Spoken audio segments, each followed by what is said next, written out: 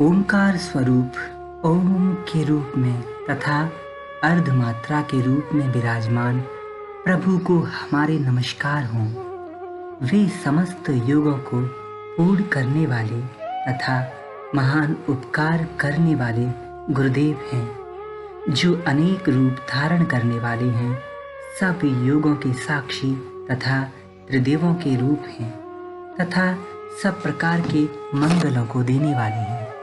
उन योगी सम्राट श्री देवराह बाबा सरकार की हम शरण लेते हैं। हे प्रभु, मैं आपकी पूजा का विधान नहीं जानता, अतः पूजन कैसे करूं?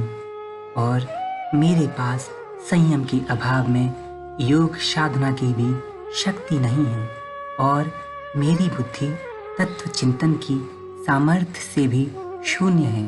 अतः हे भगवान, मैं आपके चरणों की ही शरण लेता हूँ। हे प्रभु, मैं आपका अबोध बालक हूँ। मेरे पास ना भाव है न भक्ति।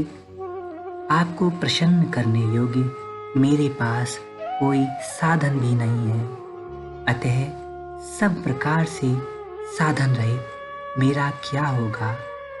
हे हरि, इस संबंध में मुझे चिंता इसलिए नहीं है क्योंकि आप ही हमारे संरक्षक हैं और आपने ही हमारी पतवार थाम रखी है। हे नाथ, मुझे विश्वास है कि आप हमारा पतन नहीं होने देंगे।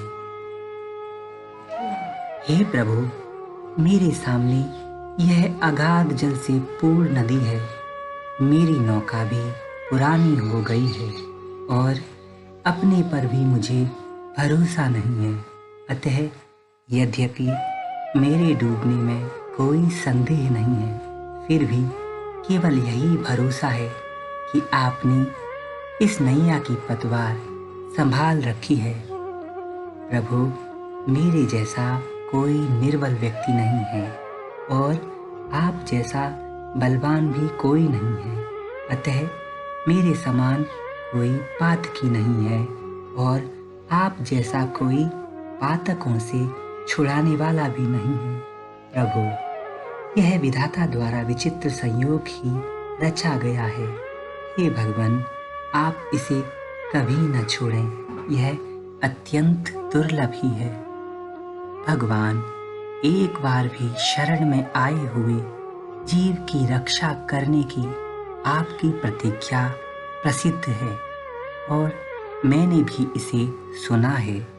इसी से मैं निर्भय हो गया हूँ।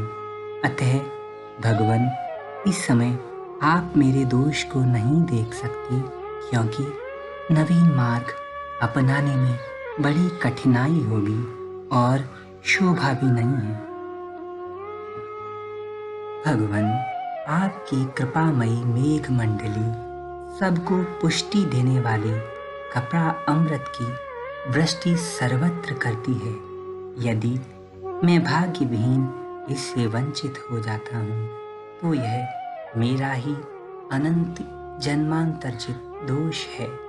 परंतु प्रभु, यह आपके लिए भी तो कोई भूषण नहीं है।